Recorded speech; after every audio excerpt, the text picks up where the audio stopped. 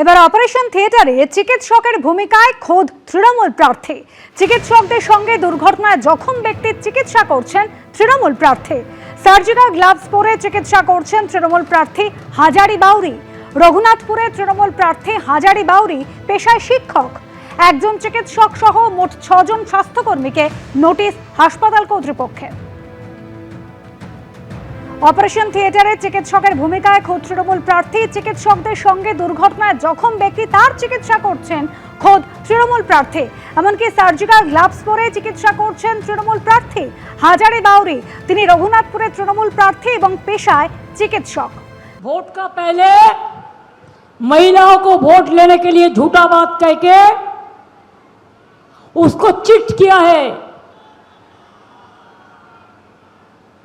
8,000 करके रुपया दिया था उसको अकाउंट में।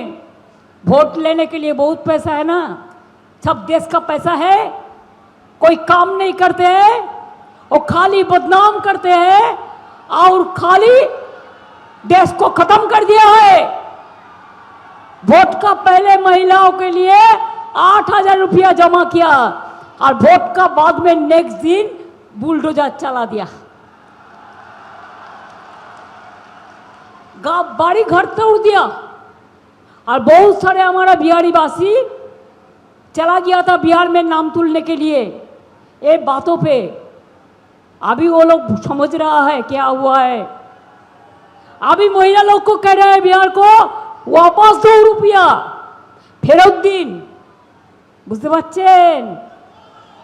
বুঝতে পারছেন? क्या हिंदी भाषी आप समझ रहा है ना? ये बात सच है कि नहीं है? ये बात सच है कि नहीं है?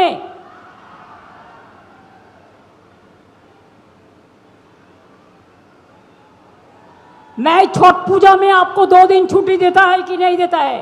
आमी दी कि दी ना? हम घाट में जाते हैं कि नहीं है? हम सूरज देवता का पूजा करते हैं कि नहीं करते? मोदी जी आपने कभी किया? धर्म का बात करते हो, खाली झूठा बोलते हैं आप लोगों ने। শুধু মিথ্যে কথা বলেন। পাঞ্জাবিদের খালিস্তানি বলেন আপনাদের লোকেরা, লজ্জাও করে না, শরম होना चाहिए। আর এখানে মুসলিমদের ভোট কাটেন, হিন্দুদেরও ভোট কাটেন, আর কেটে কি করেন? তারপরে এলাকায় এসে বলেন সোনার বাংলা তৈরি করবেন।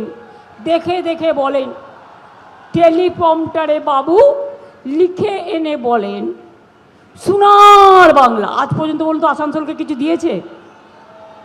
রানীগঞ্জকে কিছু দিয়েছে? কুলটিকে কিছু দিয়েছে? আগের বার তাপস হারলো, ওখান থেকে তো ওনার বন্ধু জিতলো। আমি আর বেশি কিছু বলছি না, মা বোনেরা যা বোঝার বুঝে নিন। সব কিছু বলা যায় না। ওরা মুখে মুখে কথা বলো, চোখে কিছু বলো না, আর কানে কানে কথা বলো, আসল কথা বলো না। কখনো কখনো লক্ষণের দণ্ডি রক্ষা করতে হয়, এটা আমাদের সৌজন্য। বেশি কথা বললে বলে দেবো, কখন মুখ ফসকে বলে ফেলবো কী করে জানবো? কতক্ষণ নিজেকে কন্ট্রোল করতে পারবো? বলুন, সোনার বাংলা গড়বেন তো উত্তরপ্রদেশে বাংলা শ্রমিকদের উপর অত্যাচার করছেন কেন? বিহারে কেন করছেন?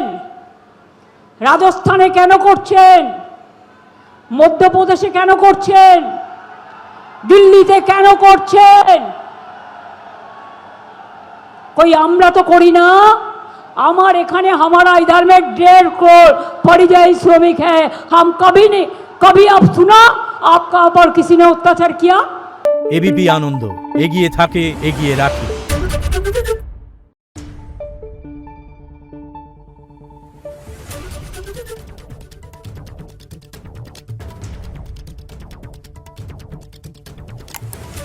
Thank you.